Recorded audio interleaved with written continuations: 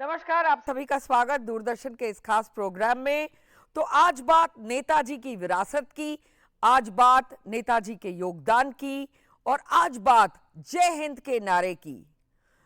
But before I introduce our eminent panelists to you, friends, it is time to bring to you a report by the Honorable Vice President Shri Venkaiah Naidu on a book release on Netaji Subhash Chandra Bose.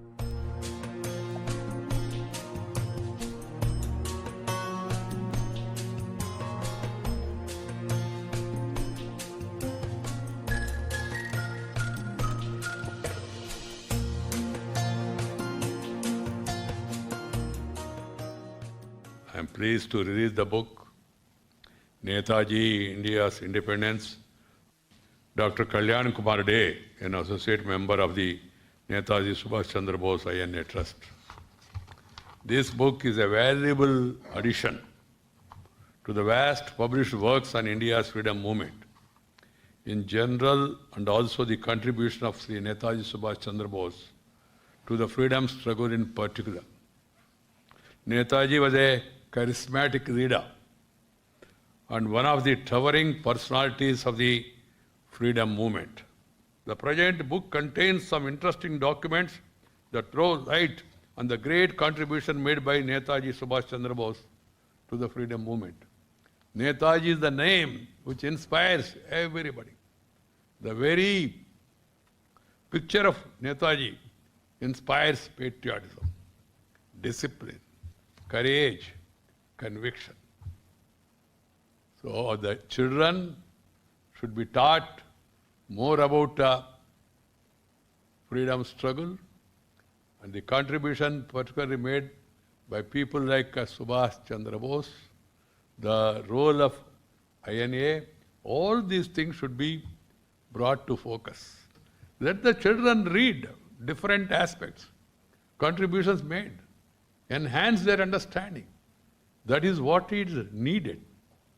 The children should be told of various facets of the personalities of these great people and also various stages of the freedom movement and contributions made by different people.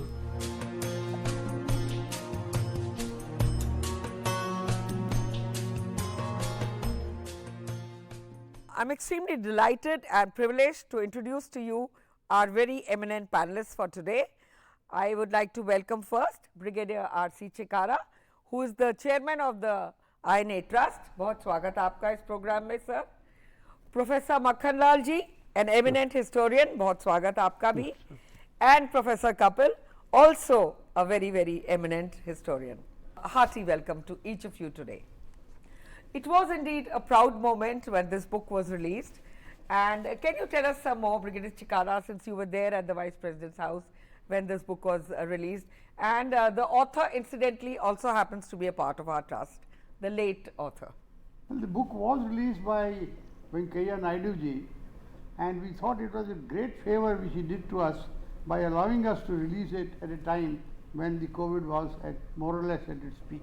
Venkaiah ji has been very kind to the trust all along, ever since the new government came into being, and he has got a special soft corner for the activities of the trust. Professor Makhanlal, if I can ask you about the author and what he's tried to actually landscape, taking us through Subhash Chandra Bose's vision and how big a visionary he was. What do you think the book encapsulates, according to you? It's very nice to see in the academic world books like this coming up.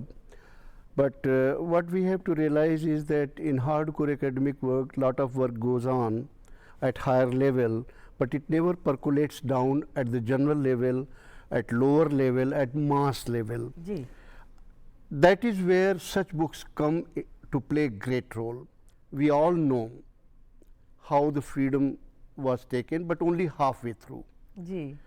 Only part of the story we know, how the Congress played the role, what Gandhiji played the role, but very little we know what the revolutionaries of this country played the role, what Netaji and INA played the role. And this is where such book becomes important, because when you look at the historical narrative, hardcore, higher level academic narrative, then what you discover is completely different story than the popular narrative. Popular narrative is Gandhiji, Congress, Jawaharlal Nehru and so on.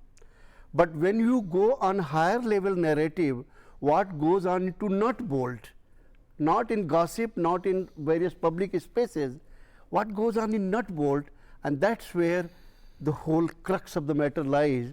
And what I will suggest is that between 1970 and 1977, British decided to release the documents concerning India's freedom, and they very cleverly titled it transfer of power, meaning whereby India did not win the freedom, British transferred the power from their hand to Indians. That's the meaning of those volumes.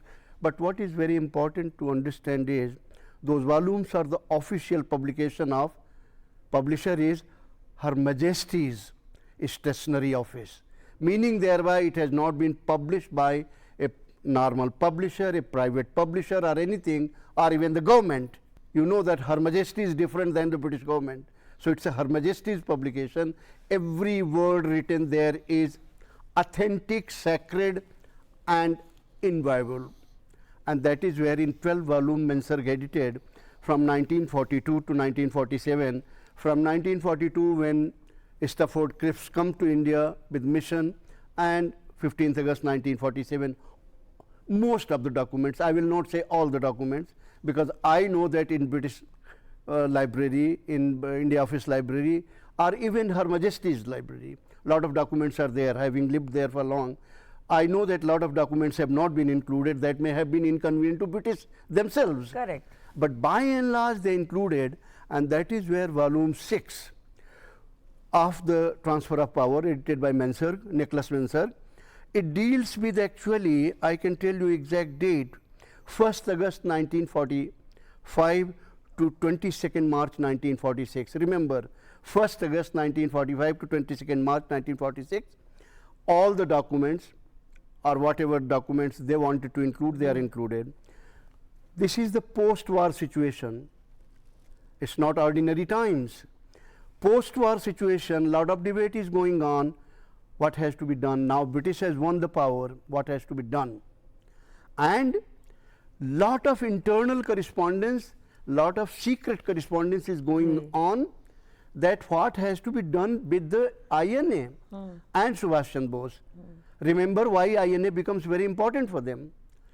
After the moment British decide that they are going to try some of the officers, though 20,000 were released unconditionally, and what they discover is there is such a unrest, public unrest, general unrest, and the Army, Navy, Air Force in India. That raises the issue, very important. Always remember, in this country, British were never more than 63,000 at a time. Correct. 63,000 people ruled 44 crores people. Interesting. Remember, this is amazing fact. How they ruled?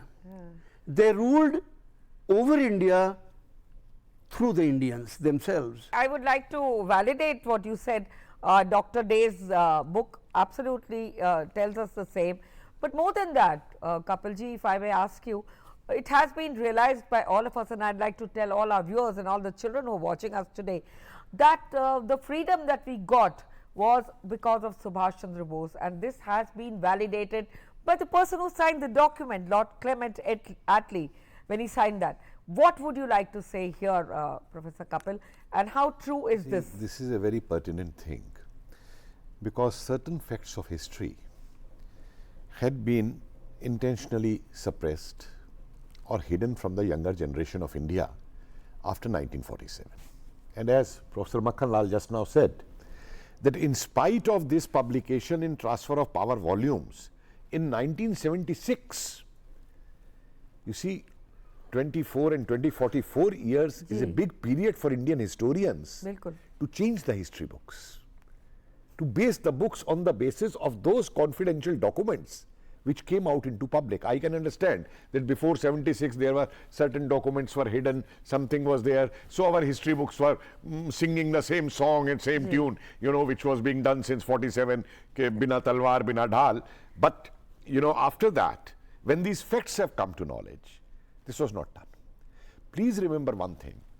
Azad Hind Sarkar was the only government in the world of a country, and I say it of a country because it functioned from India, had everything, which never surrendered to the allied forces. Japan surrendered, Germany surrendered, Italy surrendered, everyone surrendered. And Azad Hind Fauj was the only army which never surrendered to the allies. This book has revealed certain documents which came out from the transfer of power volumes, which talk of, I'll give you one or two examples of these documents. One document is very important, which is the report of General Oakley. He is writing to Wavell the Viceroy, saying that in 1857 type situation has emerged. And if we want to remain in India, we will have to reconquer India again like 1857, like that. And for that, I will need 1 lakh European soldiers. And why this situation has emerged? Because they are taking a fortnightly report of all Indian units in the army as to what is the impact of INA and Netaji and Indian nationalism on the soldiers who are in the British Indian Army or in the Royal Navy or in the Royal Air Force. And those fortnightly reports are telling them that soldiers have started addressing their officers Jai Hind. Many were court-martialed for that, and they are all praised for that. And then don't forget that besides these entrants back into India, the INA soldiers, there is lakhs, we have a number of disbanded British soldiers who were taken during the British period but disbanded after the war. Correct. And the British are terribly afraid that if they take to arms, what we do. And then Wavell is writing on 31st December, which is a part of this book, which Kalyanji has referred to. He is writing to the king, okay, let us compromise and come to an agreement. Or else there will be a movement much more ferocious than the 1942 movement, and it will be difficult for us to control. So basically what he means is that we should come out before we are kicked out. And surrender. Surrender, kicked out, whatever the situation is. And that's why you see they live in a hurried situation and all that. And I think it's high time that such new histories, I don't talk of rewriting history and all I say is that these facts which have come out. Brigadier चिकारा, I'd like to ask you here, जय हिंद के नारे की अगर हम बात करें तो हम नेताजी को उसके लिए याद करते हैं. बच्चा बच्चा जय हिंद बोलता है आजकल भारत में, और खासकर सैनिक and even officers when they pass out from the academy कदम कदम बढ़ाए जा की ट्यून पे पास आउट करते हैं, जो नेताजी की विरासत है. So how do you look at the Indian Army and the kind of जोश he gave? और माननीय प्रधानमंत्री ने भी मन की बात में कहा था हाउस द जोश जब ये गाना बजा था, तो क्या कहना चाहेंगे इसके बारे में आप? जब मैं स्कूल में था,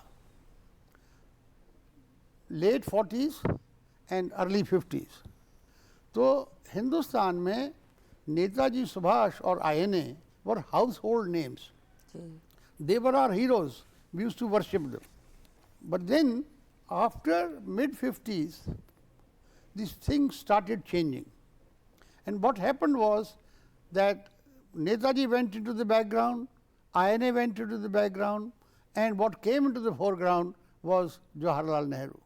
He became the leader, and everybody used to talk of him and not of Netaji or INA. Now, the fact that that narrative has ruled for the last 25, 30, 40, 50, 60 years is something which has been now demolished. Kalyan Dey, in his book, has brought out together in one volume certain documents which are signed by the principal participants of the decision-making process by the British government. And it proves beyond doubt that our real heroes were really Netaji Subhash and the INA. There is no further room left for any discussion or dialogue or debate or differences on this aspect. I won't say that there was no contribution made by others, but yes, the ultimate victory or ultimate achievement of India's freedom goes to the credit of INA and Netaji Subhash.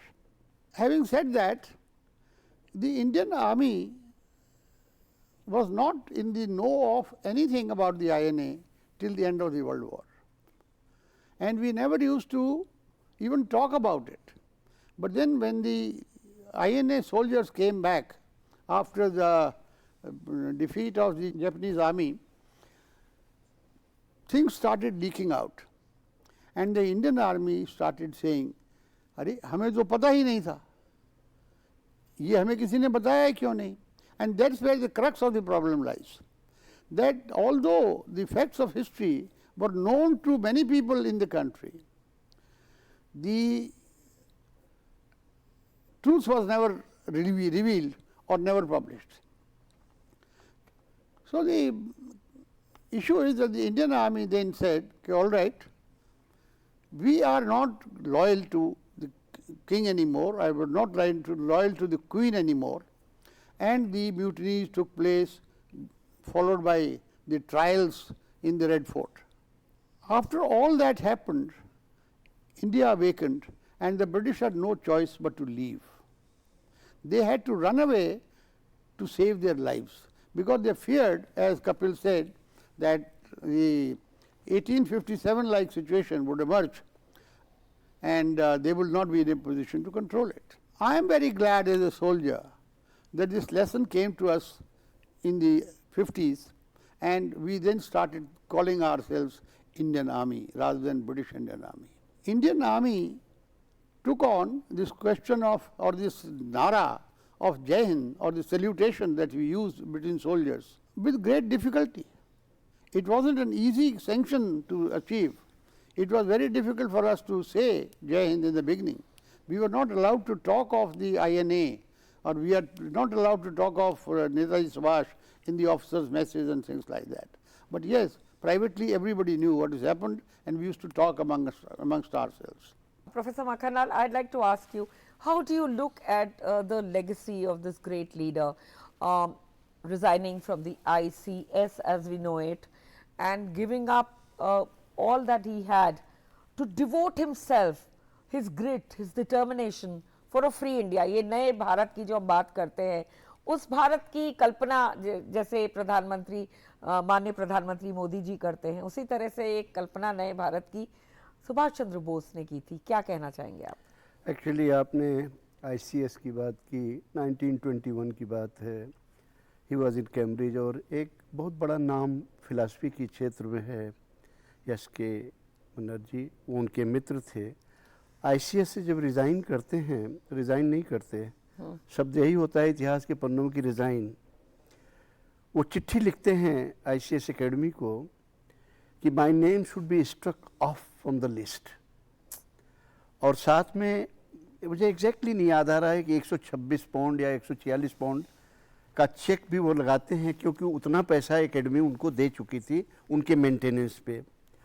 और सुरेंद्र नाथ बनर्जी को, S N Banerjee जो बहुत बड़े philosopher थे, 4 वालों में Indian philosophy किताब है, उनको एक लंबी चिट्ठी लिखते हैं कि मैंने ऐसा क्यों किया, कि I will not be able to serve My mother. anyone except my mother. How lovely. And after that, he comes back to India, plunges himself. First he meets Deshbandhu Chittaranjan Das, plunges himself into movement and all that. What is very important for us to understand, as a historian I can share with this big nation, having spent 46 years in the university as teacher, that there is something called official history, always, and there is something called popular knowledge, popular memory, public memory. So in the official history, Netaji Subhash may have been forgotten, official historians may have forgotten totally, but look at what Brigadier Chikara was saying. He remained in the memory of popular public, popular narrative, and that is what the real history is, because it goes into from generation to generation to generation. Kapil sir, आपसे जानना चाहूंगी, he spoke of public memory, and how do you see India remembering Subhash Chandra Bose? You've kind of reinvented him in the museum that you made. उस संग्रहालय में आपने इतना बढ़िया काम किया है, काबिले तारीफ काम किया है, उसके बारे में आप कुछ शेयर करें. लेटर का जिक्र किया, जो उन्होंने अपने मित्र को लिखी, जिसमें उन्होंने कहा कि अगर मैं ये ICS ले लूंगा तो मातृभूमि की सेवा नहीं कर सकता। बिल्कुल, ये एक ऐसा पत्र है और उनका यह घटना कि मेरा नाम काट दिया जाए लिस्ट में से, जिसने अंग्रेजों को चौकन्ना कर दिया था, जिसकी वजह से अंग्रेज इतना घबराए थे कि ये शख्स इतनी यंग उम्र के अंदर जो ये लिख सकता है तो ये आगे हमारे लिए क्या होगा। और यही कारण था कि उन्होंने कभी ये नहीं चाहा कि सुभाष चंद्र बोस भारत के अंदर रहे। भारत में रहे तो जेल में रहे। आप देखिए, सिर्फ 3 कांग्रेस के लोग हैं जिनको भारत से बाहर जेल में भेजा गया, लाला लाजपत राय, तिलक और सुभाष चंद्र बोस, और तीनों को मांडले भेजा गया। और मांडले में ब्रिटिश कमिश्नर ये कहता है कि भारत में 6 सबसे खतरनाक लोगों में से एक है। और क्या उम्र है नेताजी की उस समय? 24-25 साल की उम्र है जिस समय कहता है।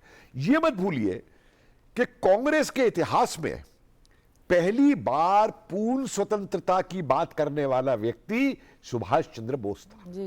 1927 के कलकत्ता सेशन के अंदर जब गांधी जी ने डोमिनियन स्टेटस का प्रस्ताव रखा था तो उस प्रस्ताव में अमेंडमेंट सुभाष चंद्र बोस का लाया था प्रस्ताव। नेहरू भी साथ थे, जो नेहरू बाद में पीछे हट गए थे उससे, और जो कुछ वोटों से वो प्रस्ताव हारा था। 1929 की एक रिपोर्ट है CID की, लाहौर सेशन से पहले की, जिसमें वो CID का इंस्पेक्टर लिखता है, he is the man to be watched, he can go for armed assistance from foreign powers to liberate India, which he did. And then don't forget certain other aspects. मुझे दुनिया में एक political नेता ऐसा दिखा दीजिए जो कलकत्ता से लेकर के काबुल और काबुल से लेके रूस और रूस होते हुए बर्लिन तक की यात्रा जो है स्वास्थ्य खराब होते हुए करता है।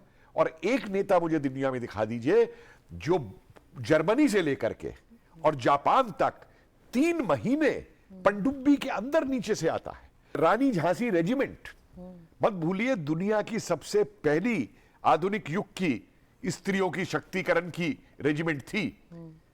उसके पूरे विचार को उस समय वो आते हुए पनडुब्बी की यात्रा के अंदर सोचता है। ये था बोस। और एक सबसे महत्वपूर्ण बात मैं बोस की और बताऊं जिसको कि लोग अक्सर भूल जाते हैं कि भारत ही नहीं, पूरे पूर्वी एशिया की स्वतंत्रता का नारा अगर किसी ने दिया तो नेताजी सुभाष चंद्र बोस ने दिया। Brigadier Chikara, he spoke about Rani Jhansi regiment and Subhash ji in his vision had always said कि जब तक इस देश की औरतें बाहर नहीं निकलेंगी और काम नहीं करेंगी ये देश कभी भी राइज नहीं कर सकता। यही बात मेरे ख्याल से माननीय प्रधानमंत्री मोदी जी भी बार बार कहते हैं। आपने INA में इतना कुछ किया है, देखा है, मगर ये पीछे के अगर 2 साल हम देखते हैं, I think a lot has been done by the trust and we've even seen participation of veterans of INA in the 26th January parade. How would you like to sum this up, sir? Indian National Army was the first and only nationalist army of India. All other armies before that were British Indian armies. So we believe that that was the first nationalist army of India. We believe that Netaji Subhash was our first commander-in-chief, and we believe that Netaji Subhash was the first president or prime minister of India. Having said that, I bring to your attention the fact that when the Rani Jhansi regiment was formed, at that time the Western nations, that is the European nations, the Americas, they had not even given voting rights to their women till then. He was the first man and he is the champion of gender equality. He told these girls, these young girls, mostly uneducated, ill-educated, Indian girls, okay, look, you are the Ranis of India. Your spirit will rule India from here on. You have to lead India into independence. And he expected them to lead. But unfortunately, the INA did not win the war of independence for India. One of my friends has called him in his book the Indian samurai. He was an undefeatable soldier. He will either die or kill for the freedom of India. That spirit cannot be seen anywhere else in any other country, more so not in India in the Congress. The question I pose here is, he was such a great icon, he was such a great leader, We have never had an equivalent in the past. What is the Indian government doing for him? Where do our future generations get their inspiration from? Isn't it the duty of our nation to make sure that there are places of worship, literally, the what I call the circuit of nationalism or circuit of Indian patriotism, tourism circuit, where people can go worship these heroes and get their inspiration from there. जी बिल्कुल. I'm afraid we are completely out of time, so I would like to now ask you for your vision statement, sir. I'll start with you, Professor Makhandal, and then. See, one of the greatest thing that has happened in last 6 years, release of large number of documents, Netaji's establishment of a museum, a lot more. The island that Prime Minister named Yes. after him. And a lot needs to be done Yes. for the future generations inspiration, and I am hopeful that it will be done. Absolutely. Well, आप two क्या things कहना चाहेंगे? quickly, very fast. One, I would like to tell our viewers that he is the only leader in the world whose assassination was ordered by Churchill. And secondly, I like to say here that he was the Prime Minister of United India. Our youth must be told that. He stood for United India. और इतनी बड़ी बात हुई थी, देखिए कि जब आजाद हिंद फौज के वेटरन्स ने लीड किया 26 जनवरी को पिछले साल, कुछ और फाइलें और हैं सरकार पे, जो आईबी वगैरह की फाइलें, मैं चाहता हूं वो भी रिलीज हो, क्योंकि जो एक मिस्ट्री का वो पड़ा हुआ है उनके ऊपर से 45 का वो हटे उसमें से जा करके। और इसके साथ जो सरकार हमारी है, उस सरकार को नेताजी की विचारधारा को, राष्ट्रवाद की, क्योंकि राष्ट्रवाद क्या होता है ये नेताजी से अच्छा, क्योंकि नेताजी के लिए कोई आइडियोलॉजी नहीं थी, कोई कम्युनिज्म नहीं था, कोई कुछ नहीं था, कोई फासिज्म नहीं था, उनकी आइडियोलॉजी सिर्फ एक थी, पैट्रियटिज्म एंड नेशनलिज्म। सर आपसे जानना चाहूंगी, आप भी क्या कहना चाहेंगे, उन्हें किस तरह हम याद रखें? And as he rightly said, he was above caste, creed, colour, all of that, and I think the principles that he encapsulated in his teachings are also there in the Indian army to see. We have no caste, creed, color there as well. देखिए, मैं समझता हूँ कि नेताजी की जगह हमारे दिलों में तो है ही, हर एक हिंदुस्तानी के दिलों में है नेताजी की जगह, लेकिन उनकी जो पॉलिटिकल जगह होनी चाहिए आज, उनकी जो हिस्टोरिकल जगह होनी चाहिए, वो राजपथ और इंडियन पार्लियामेंट के नज़दीक कहीं होनी चाहिए। इस विषय में गवर्नमेंट ऑफ इंडिया ने कई दफ़ा हमारे अनुरोध पर ये वायदे किए हैं कि वो ऐसा करेंगी, वो फलां ज़मीन हमको दे देंगी, हम पब्लिक से पैसा इकट्ठा करके उसका मेमोरियल बनाएंगे, लेकिन वो कुछ हुआ नहीं है। मैं इसी उम्मीद के साथ जीना चाहता हूँ कि अगले कुछ सालों में ये काम हो जाए, तो एक जगह हिंदुस्तान में ऐसी बन जाए जहाँ हिंदुस्तान के जवान जाएं, हिंदुस्तान की लेडीज़ जाएं और अपना जीवन का एक ध्येय बनाएं कि भाई हमें भी कुछ सीखना है, इससे राष्ट्रवाद सीखना है, राष्ट्र प्रेम सीखना है। ये कहाँ से मिलेगा उनको? तो इसी के साथ मैं आप सभी का तहे दिल से शुक्रिया करती हूँ कि आपने आके नेताजी के बारे में इतनी जानकारी दी और हमने उनके विजन के बारे में थोड़ा और जाना। Thank you so much for joining us today. बहुत धन्यवाद। जय हिंद। धन्यवाद। Jai Hind. And to all our viewers, I'd like to say that let us today take a pledge, you and I, and make a commitment to honor the grit and the vision of this great visionary leader, Subhash Chandra Bose, and make our India a better India and a new India that Subhash ji had dreamt of. And on that note, it's a wrap on this program. Thank you for watching. Namaskar.